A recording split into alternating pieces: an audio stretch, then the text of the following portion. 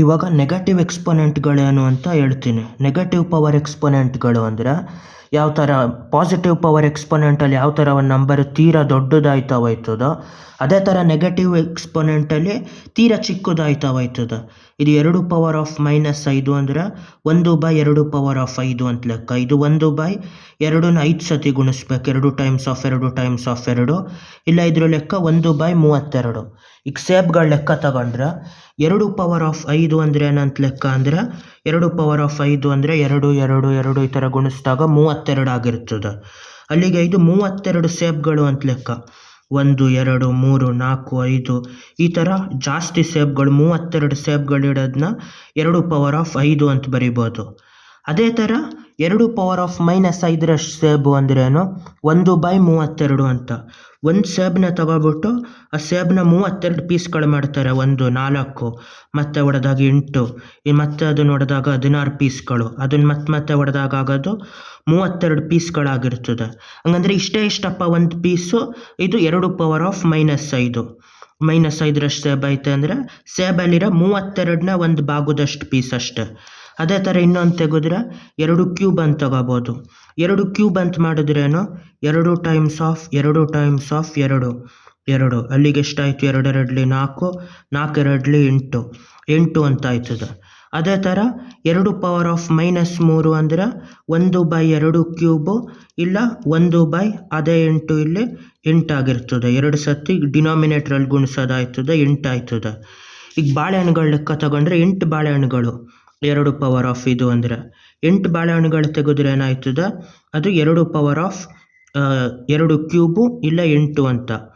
ಅದೇ ಇನ್ನೊಂದು negative exponent ಅಂದರೆ 8 ಬಾಳೆಹಣ್ಣುಗಳಿದು. ಯಾವುದು? 2 ಕ್ಯೂಬ್ ಅಂದರೆ 2 ಕ್ಯೂಬ್ 8 ಬಾಳೆಹಣ್ಣುಗಳಾದರೆ 2⁻−3 ಅಂದ್ರೇನು 1/2 ಕ್ಯೂಬ್ ಇಲ್ಲ 1/8 ಅಂತ.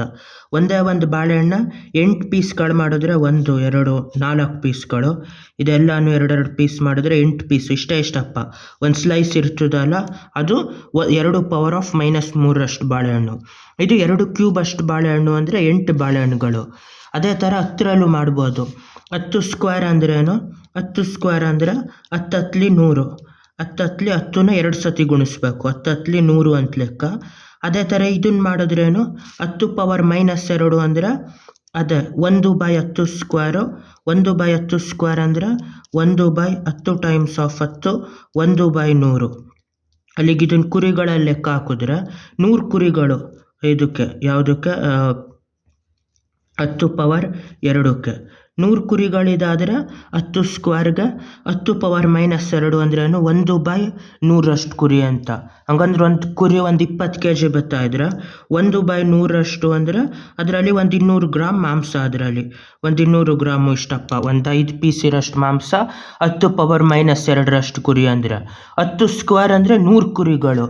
ಅದೇ ಥರ ಎಕ್ಸ್ಪೊನೆಂಟಲ್ಲಿ ಏನಾಯ್ತದೆ? ನೆಗೆಟಿವ್ ಆದಾಗ ಪಾಸಿಟಿವ್ ಎಕ್ಸ್ಪೊನೆಂಟಲ್ಲಿ ತೀರಾ ದೊಡ್ಡದಾಯ್ತದೆ ನಂಬರು, ನೆಗೆಟಿವ್ ಎಕ್ಸ್ಪೊನೆಂಟಲ್ಲಿ ತೀರಾ ಚಿಕ್ಕದಾಗೋಯ್ತದೆ. ಇವಾಗ ಅದೇ ಥರ ಮಾಡ್ಬೋದು. 3⁻5 ಅನ್ನೋದು ಅದೇ ಥರ ಮಾಡ್ಬೋದು. 3ನ 5 ಸತಿ ಗುಣಿಸೋದು, 3 ಟೈಮ್ಸ್ ಆಫ್ 3 ಅಲ್ಲಿಗೆ ಎಷ್ಟಾಯ್ತದೆ? 3 3 9 9 3 27 27 3 81 81 3 243. 243 ಅನ್ನೋದು 3⁻5 ಅನ್ನೋದಾಯ್ತದೆ, ಇಷ್ಟು ದೊಡ್ಡ ನಂಬರು. ಅದೇ ಥರ 3⁻−5 ಅಂದರೆ 1/3⁻5 ಇಲ್ಲ ಡಿನಾಮಿನೇಟ್ರಲ್ಲಿ ಆ ಥರ 5 ಸತಿ ಗುಣಿಸ್ಬೇಕು, 3 ಟೈಮ್ಸ್ ಆಫ್ 3 ಅಂತ. ಅಲ್ಲಿಗಿದು 1/243. ಇದನ್ನು ಕಲ್ಲುಗಳಲ್ಲಿ ಲೆಕ್ಕ ಹಾಕೋದಾದರೆ ಮನೆ ಕಟ್ಟೋಕ್ಕೆ ಒಂದು ಲಾರಿಲಿ ಸೈಜ್ಗಳು ತರಿಸ್ತಾರೆ. 243 ಕಲ್ಲುಗಳು ತರಿಸೋದನ್ನ 3⁻5ರಷ್ಟು ಕಲ್ಲು ಐತೆ ಅಂತಾರೆ. ಅದೇ 3⁻−5 ಅಂದ್ರೇನು ಒಂದು ಕಲ್ಲನ್ನ 243 ಪೀಸ್ ಮಾಡಿಬಿಟ್ಟು ಅದರಲ್ಲಿ ಒಂದು ಪೀಸು ಇಷ್ಟಪ್ಪ ಜಲ್ಲಿ ಕಲ್ಲು ಇರ್ತದಲ್ಲ ಅದು. 3⁻−5 ಅಂದರೆ ಒಂದಿಷ್ಟಪ್ಪ ಜಲ್ಲಿ ಕಲ್ಲು.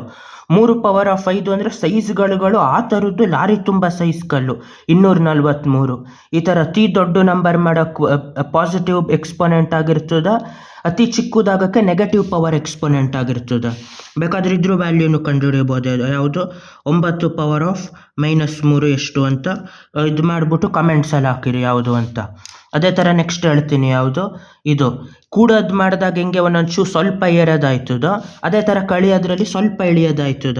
ಯಾವುದು 3 + 5 + 7 ಎಷ್ಟಾಯ್ತು ಇದು 3 5 ಅಂದ್ರೆ 3 5 15 15 7 15 5 75 15 6 90 15 7 105 ಆಯ್ತದ. ಅದೇ ಥರ ಕಳಿಯೋದು ಹಂಗೆ ಒಂದೊಂದು ಚೂರು ಕಡಿಮೆ ಆಗೋದಾಯ್ತದ.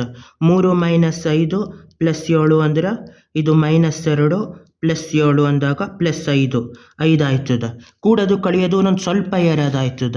ಗುಣಿಸೋದು ಭಾಗ ಮಾಡೋದು ಅದಕ್ಕಿಂತ ಒಂಚೂರು ಜಾಸ್ತಿ ಏರೋದಾಯ್ತದ. ಯಾವ ಥರ ಅಂದರೆ ಇದು 3 × 5 × 7 ಅಂದ್ರೆ 3 5 15 15 7 105 ಆಯ್ತದ. ಈ ಥರ ಗುಣಿಸೋದಾದಾಗ ಇದು ಕೂಡೋದಲ್ವ, ಕೂಡೋದು ಬರೀ 3 + 5 8 8 + 7 15 ಆಗಿರ್ತದೆ. ಗುಣಿಸಿದಾಗ ಅದು 3ನ 105 ಆಯ್ತದ. ಅದೇ ಥರ ಎಕ್ಸ್ಪೊನೆಂಟ್ ಮಾಡಿದಾಗ 7ನ ತಗೊಳ್ಳೋದೇ ಇಲ್ಲ, 3⁵ ಅಂತ ಮಾಡಿದಾಗಲೇ 3ನ 5 ಸತಿ ಗುಣಿಸೋದಾಗ್ಬಿಟ್ಟು ಎಷ್ಟಾಗಿರ್ತದ 3 3 9 5 243 ಆಯ್ತದ. ಆ ಥರ ಕೂಡೋದ್ರ ಜೊತೆ ಕಳಿಯೋದು ಸ್ವಲ್ಪ ಏರೋದಾಯ್ತದ.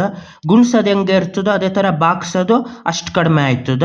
ಅದೇ ಥರ ಪಾಸಿಟಿವ್ ಎಕ್ಸ್ಪೊನೆಂಟ್ ಹೆಂಗೆ ತೀರಾ ದೊಡ್ಡದಾಗೋಯ್ತದೋ ನೆಗೆಟಿವ್ ಎಕ್ಸ್ಪೊನೆಂಟು ತೀರಾ ಅಂದರೆ ತೀರಾ ಚಿಕ್ಕದಾಯ್ತದ.